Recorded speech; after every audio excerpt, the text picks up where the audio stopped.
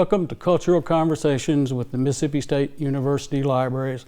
I'm your host, Fred Smith, and today I'm going to be the guest. And today I want to talk about a very special benefit that Special Collections has had over the last few years. Very generous donation from MaxSouth Broadband and John Robinson Block, who now almost 5 years ago established the MaxSouth Broadband John Robinson Block Special Collections Excellence Fund. And when I started talking to Mr. Block about this possibility of this fund, he said what he wanted to do was establish a fund where the library would be able to add things to special collections. And one of the things that he said was that first we wouldn't be able to buy a Gutenberg Bible, which is millions of dollars, but what we would be able to do would be to establish a benefit of dealers knowing who we were and that we were interested in adding things to the special collections. And the other thing that happens with that is that dealers, once they know you, will give you a chance to buy things first. So the benefit of not having to worry about where money was going to come when something came up for sale was just a real benefit for the whole special collections program. And we've been able to use it. I brought a few things, just a handful of the things that we've been able to buy. Certainly Mr. Block, if you don't know him, his family owns the Pittsburgh Post-Gazette, the Toledo Blade, and MaxSouth Broadband, and they've been very generous to the library, and we certainly appreciate that. First thing I wanted to talk about was an item that actually fits the paper and our collection very well. It's a piece called "I Was a Negro in the South for 30 Days" by a Pulitzer Prize winning journalist named Ray Spriggle. This was done in 1948, so it was actually done before Mr. Block was born. It was reprinted by the Pittsburgh Post-Gazette. I think they sold for like 20 cents.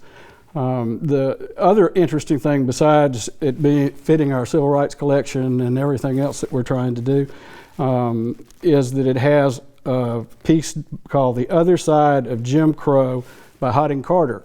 Harding Carter was the editor of the Delta Democrat-Times and a Pulitzer Prize winner, and we have all of his papers and a wonderful collection of Harding Carter material.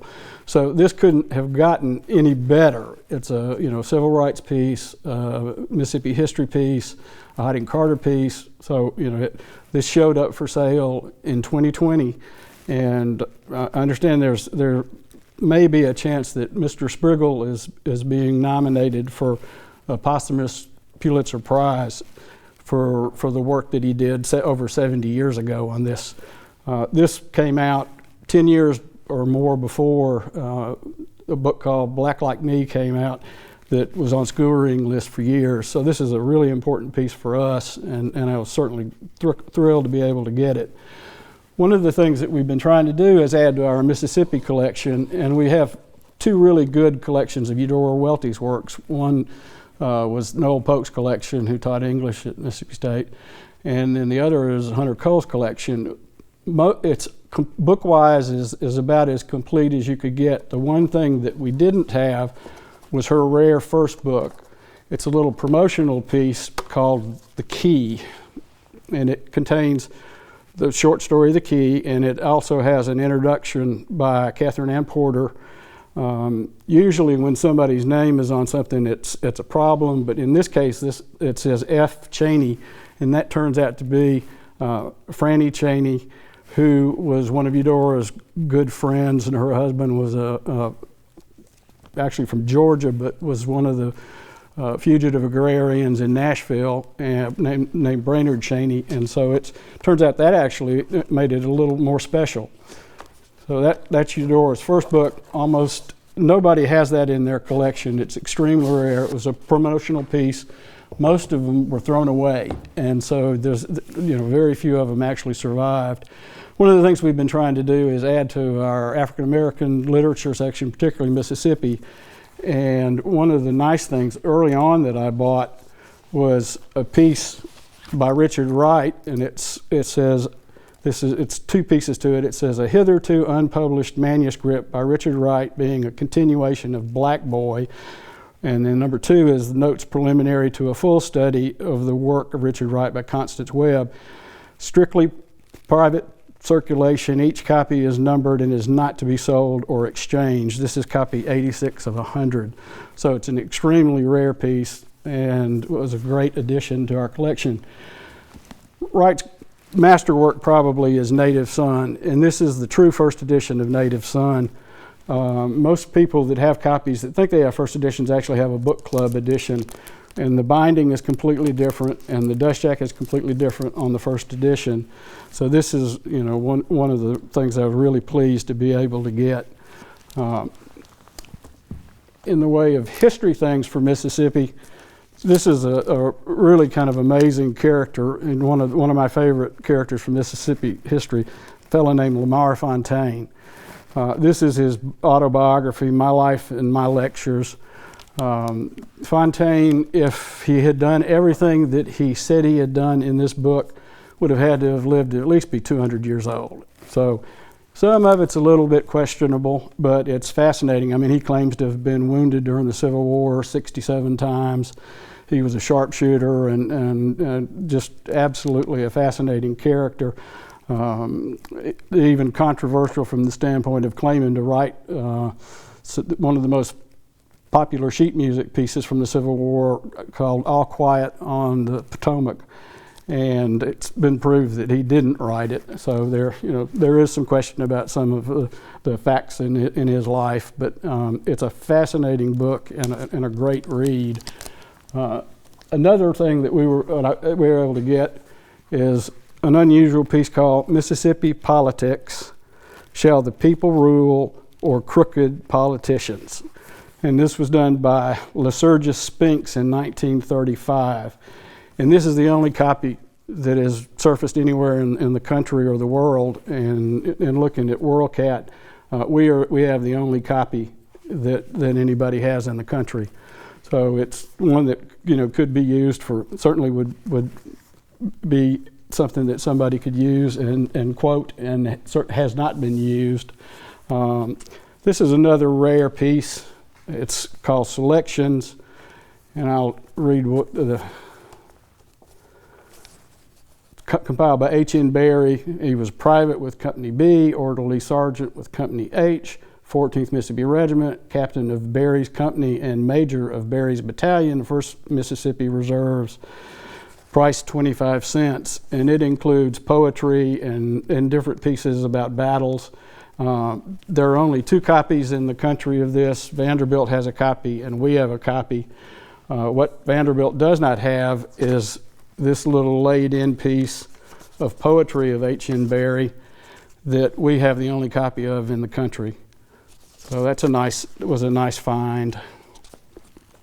One of my favorite pieces that we've gotten, because we've been trying to add to, besides the books, graphics and other items, is this engraving. It's by Frank, let's see how it's Sikorka. It's called The Hand, and it ended up being one of the most famous, iconic images of the 1960s, 1970s protest movements. Sikorka started in Mississippi with Freedom Summer, became secretary for Student Nonviolent Coordinating Committee here in Mississippi, and when he went back to California, drew this, and they printed these up and sold them for $1. And they're not $1 anymore if you can find one, but they're extremely rare. But it's one of the true iconic figures from, I would call it the fist, but he called it the hand, and this autographed by him. So that's a really nice piece for graphics. Probably the most expensive piece of literature in the world is the first folio edition of William Shakespeare's works. And of course, the one just sold in 2020 for just under $10 million. We won't own one of those, but this is an almost complete copy of the last play in the second folio, which the original folio was 1623. This is 1632 the second, and it's missing the last page. But in checking copies that have sold, almost every copy that's sold over the years is missing that part or all of this play. So it's been it will be fun for the students to see it. The printing is bad, and even the pages, this is actually supposed to be page 580 and it says 399. So it'll be something interesting for the students to look at and the teachers when they get back into the class. This is an interesting, one of the things we've been trying to do is by fine bindings and illustrated things, and this is a copy of Salvador Dali's Hidden Faces. It was the only novel he ever wrote. It's fine binding, beautifully done, limited to 100 copies, signed by Dali. And down at the bottom, he has drawn an original copy of his famous melting clock. So it fits a lot of things that we're interested in: fine bindings, special collections, limited editions, signed editions, and an original piece of Dali artwork.